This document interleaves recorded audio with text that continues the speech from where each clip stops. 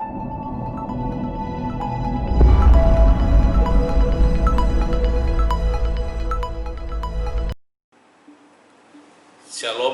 saudaraku yang dikasihi oleh Tuhan. Pada siang hari ini kita akan belajar firman Tuhan tentang peperangan rohani. Sebelumnya mari kita berdoa terlebih dahulu. Bapa, kami bersyukur dan berterima kasih kepadamu. Dan biarlah Engkau Tuhan yang membukakan rahasia firman-Mu kepada kami, sehingga kami mengerti, memahami bahwa ada musuh kami yang harus kami perangi, dan kami bersyukur bahwa kami di dalam peperangan tersebut bukan sendiri. Engkau ada bersama-sama dengan kami. Engkau telah memberikan perlengkapan itu kepada kami. Oleh karena itu Tuhan, kami serahkan waktu ini ke dalam tangan-Mu, dan biarlah Engkau Tuhan yang mengurapi kami dengan kuat kuasa-Mu, baik yang mendengarkan dan juga hamba-Mu yang menyampaikan. Oleh karena itu hamba berdoa di dalam nama Tuhan Yesus, setiap roh gila saman yang ingin mencuri benih firman-Mu, aku ikat, aku patahkan, aku hancurkan di dalam nama Tuhan Yesus. Terima kasih Bapa, terpujilah nama-Mu. Kami serahkan ya Tuhan renungan firman-Mu ke dalam tangan-Mu, di dalam nama Tuhan Yesus, Tuhan yang hidup. Kami bersyukur dan berdoa. Haleluya, amin. Shalom. Kita patut bersyukur kepada Tuhan, karena di dalam Dia kita diberikan kekuatan baru. Di dalam Dia ada kemenangan. Di dalam Dia kita bisa taklukkan musuh kita. Jadi musuh di sini, saudaraku yang dikasihi oleh Tuhan, bukan manusia, bukan darah dan daging, tetapi penguasa, pemerintah, roh-roh jahat yang di udara. Inilah yang dikatakan di dalam Efesus pasal yang ke-6 ayat yang ke-12, bahwa musuh kita itu bukan melawan darah dan daging. Oleh karena itu, saudaraku yang dikasihi oleh Tuhan, kita harus mengenali musuh kita. Jangan kita mengira bahwa manusialah musuh kita. Bukan. Tapi Alkitab dengan jelas dan tegas mengatakan bahwa musuh kita adalah iblis. Oleh karena itu, supaya kita bisa mengalahkan musuh kita ini, kita harus sadar dan berjaga-jaga, seperti yang dikatakan di dalam 1 Petrus 5 ayat yang ke-8. Kenapa kok kita harus sadar dan berjaga-jaga?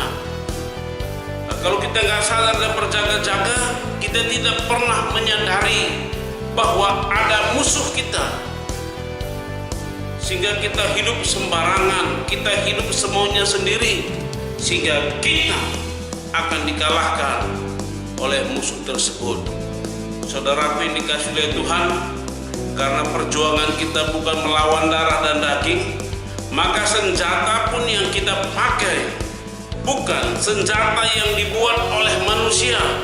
Senjata kita itu berasal dari Tuhan, dan Tuhan telah berikan kepada kita.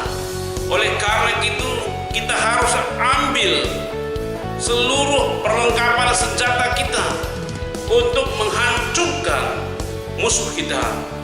Di sini kita akan belajar ada beberapa senjata yang telah diberikan Tuhan kepada kita. Yang pertama yaitu firman Tuhan. Kita sudah sering dengar firman Tuhan, bahkan mungkin kita baca dan lain-lain sebagainya. Tetapi saudaraku yang dikasihi oleh Tuhan, luar biasa apabila firman ini kita katakan dengan sungguh-sungguh, dengan iman kita, maka akan terjadi sesuatu yang luar biasa. Sebagai contoh, saudara yang dikasihi oleh Tuhan, pada waktu Tuhan Yesus berdoa puasa 40 hari 40 malam, dan Alkitab katakan Roh Kudus membawa Yesus naik ke atas bukit, dan di sana Yesus merasa lapar, dan datanglah iblis untuk mencobai dia. Iblis berkata kepada Yesus begini, kalau memang benar engkau anak Tuhan, jadikanlah batu ini menjadi roti. Tetapi Yesus berkata, ada tertulis, manusia hidup bukan dari roti saja. Jadi saudaraku yang dikasihi oleh Tuhan, saat Yesus memperkatakan firman Tuhan, iblis mundur dari Yesus. Maka hal yang sama yang harus kita lakukan dalam kehidupan kita. Kita harus memperkatakan firman Tuhan. Bagaimana kita bisa memperkatakan firman Tuhan kalau kita tidak tahu firman Tuhan? Oleh karena itu, sama seperti Yesus, dia belajar firman Tuhan. Kita pun sebagai orang-orang yang percaya kepada dia harus belajar firman Tuhan. Sehingga kita boleh mengambil senjata itu untuk melawan musuh kita. Dan saya yakin dan percaya kemenangan akan menjadi bagian dalam kehidupan kita. Dan bagian lain yang mengatakan bahwa Yesus berkata begini kepada murid-muridnya, sesungguhnya Aku telah memberikan kuasa kepadamu untuk menginjak ular dan kalajengking, dan untuk menahan kekuatan musuh, dan tidak ada satupun yang dapat membahayakan engkau. Jadi saudaraku yang dikasihi oleh Tuhan, kuasa ini datangnya dari Yesus, bukan dari diri kita, bukan karena kita hebat, bukan karena kita gagah dan perkasa, tetapi Yesuslah yang memberikan kuasa ini kepada kita untuk menahan kekuatan musuh. Dan ada satu janji yang dikatakan oleh Yesus bahwa tidak ada satupun yang dapat membahayakan kamu. Jadi ini menjadi satu pegangan bagi kita bahwa tidak ada satu roh jahat pun yang mampu bertahan di hadapan kita, dan tidak ada satupun yang sanggup untuk mencelakakan kita. Sebagai contoh, saudara yang dikasihi oleh Tuhan, beberapa tahun yang lalu ada tetangga, pada waktu kami jogging, dia pegang tangan saya. Tangan saya dipegang oleh beliau dan dia katakan begini, saya akan transfer api mengalir di dalam hidupmu. Dan saya katakan kepadanya dengan iman, saya katakan di dalam nama Tuhan Yesus tidak mungkin terjadi. Loh, kenapa kok bisa? Katanya, karena roh yang ada di dalam diri saya lebih besar daripada apa yang ada di dalam dunia ini, apalagi di dalam diri Bapak. Saya bilang gitu. Wah, dia mulai baca mantranya dan dia pegang tangan saya. Justru dia yang kepanasan, gak bisa masuk. Saudaraku yang dikasihi oleh Tuhan, jadi benar apa yang dikatakan oleh firman Tuhan, bahwa kita diberikan kuasa untuk menginjak ular dan kalajengking dan menahan kekuatan musuh, dan tidak ada satupun yang membahayakan kita, karena roh yang ada di dalam diri kita lebih besar daripada apa yang ada di dalam dunia ini. Jadi saudara yang dikasihi oleh Tuhan, kita harus pakai senjata kita, yaitu firman Tuhan. Kita perkatakan firman Tuhan, maka iblis akan takut. Sebagaimana Tuhan Yesus ada tertulis, sehingga iblis akhirnya mundur. Inilah perlengkapan pertama yang harus kita pakai dalam kehidupan kita. Dan yang kedua, perlengkapan yang kedua yang harus kita yakini sebagai anak Tuhan, yaitu darah anak domba. Dan dikatakan oleh Alkitab bahwa oleh darah anak domba kita mengalahkan dia, dan oleh karena kesaksian kita, dan oleh karena kita mengasihi dia. Jadi darah Yesus, pengorbanan Yesus di atas kayu salib, ini memberikan kekuatan kepada kita untuk menghadapi tipu muslihat iblis. Dan darah itu ada di dalam hidup kita. Saudaraku yang dikasihi oleh Tuhan, biasanya begitu sering menyebut darah Yesus, atau mungkin setiap ada sesuatu mereka bilang darah Yesus. Dan memang ini benar, saudaraku yang dikasihi oleh Tuhan. Kita ucapkan bukan hanya sekedar, bukan secara lata, tetapi kita ucapkan dengan iman karena kita mengenal Tuhan dengan benar, bahwa darahnya itu berkuasa, bahkan itu memberikan kehidupan kepada kita. Sebab di dalam Ibrani dikatakan bahwa tidak ada pengampunan tanpa darah. Jadi darah Yesus, darah anak domba telah diberikan kepada kita. Jadi tidak ada musuh yang sanggup berhadapan dengan kita. Jadi saudaraku yang dikasihi oleh Tuhan, saya katakan tadi bahwa kita harus mengenakan perlengkapan senjata kita. Yang pertama yaitu firman Tuhan, yang kedua yaitu darah anak domba, dan yang ketiga kita lawan dia dengan iman yang teguh. Dikatakan di dalam 1 Petrus 5 ayat yang ke-8 dan 9, sadarlah dan berjaga-jagalah, lawanmu si iblis berjalan keliling sama seperti singa yang mengaum-aum dan mencari orang yang dapat ditelannya.